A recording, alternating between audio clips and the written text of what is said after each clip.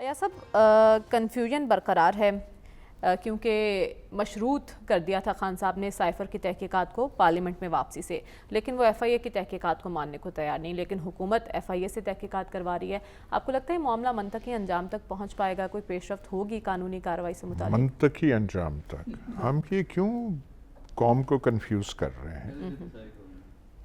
مسئلہ سائفر کا نہیں ہے، اچھا، آڈیو لیکس کا نہیں ہے، یہ تو سموک سکرین ہے، اس کو یہ استعمال کر رہے ہیں، وہ کر رہے ہیں، دختر مستقبل پاکستان اس کو ایشو بنا کے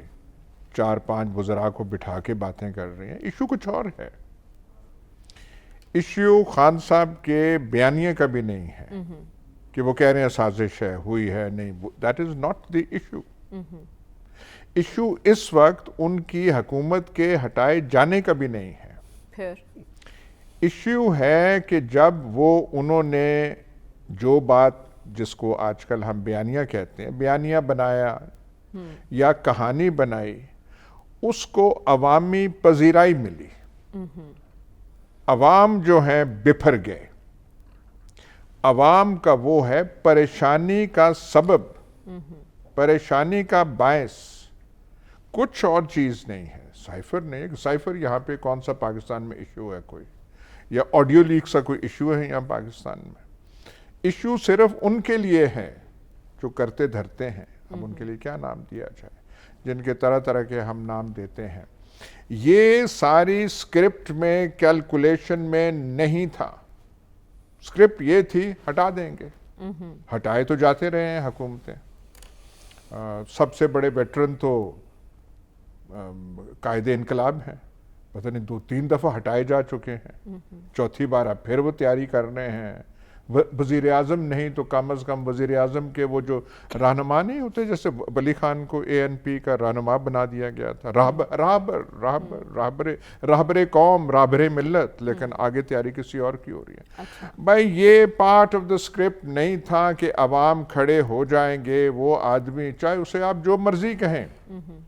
ماضی کیسے تھی، فلانا کیسے تھا، حکومت کیسی تھی، یہ کیسے تھی، ایک کال دیتے ہیں، ایک مجمع جلسہ اکٹھا ہو جاتا ہے، عوام جو ان کی بات کو پذیرائی that is the problem.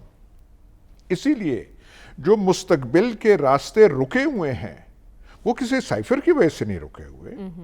Audio leaks کی وجہ سے نہیں رکے ہوئے، وہ انہیں پتا ہے کہ بھئی الیکشن کرانے اسے چھٹکارا نہیں ہے، یا تو آپ 58(2)B لائیں، وہ ہے نہیں آئین کا حصہ، یا وہ لاریاں آپ لائیں، وہ جو اس دن جب وہ کانسٹیٹیوشن ایونیو پہ پریزن وین آئی تھی اور وہ جو لاریاں ہیں ان لاریوں کو چلائیں، وہ لاریاں جب چلتی ہیں تو پھر آپ کو بہت سارا اور جو ہے اس کی قیمت ادا کرنی پڑتی ہے، نہ صرف آپ کو بلکہ قوم کو،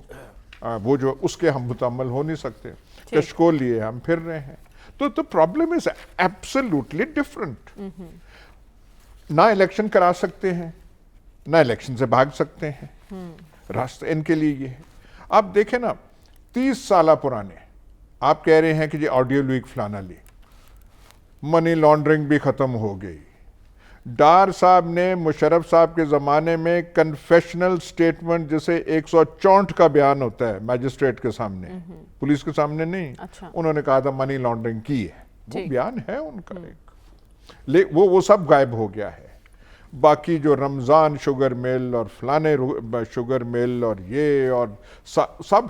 ختم ہو گیا ہے۔ اب یہ ہے کہ جی وہ نہیں، ہاں ایون فیلڈ اپارٹمنٹس ختم ہو گئے ہیں، کل ہمیں بتائیں تو صحیح کس کے ہیں وہ، کس، صرف مطلب نامعلوم، ایون فیلڈ اپارٹمنٹس، ملکیت نامعلوم، وہ سب کچھ قیمتی ترین جائیداد جس کے بارے میں فیصلہ بھی لنڈن ہائی کورٹ کا آ کے یہاں پیسے بھی کچھ آنے تھے، اور پھر شہزاد اکبر صاحب نے ان پیسوں کا کیا کیا اس کا بھی ہمیں نہیں پتا، اور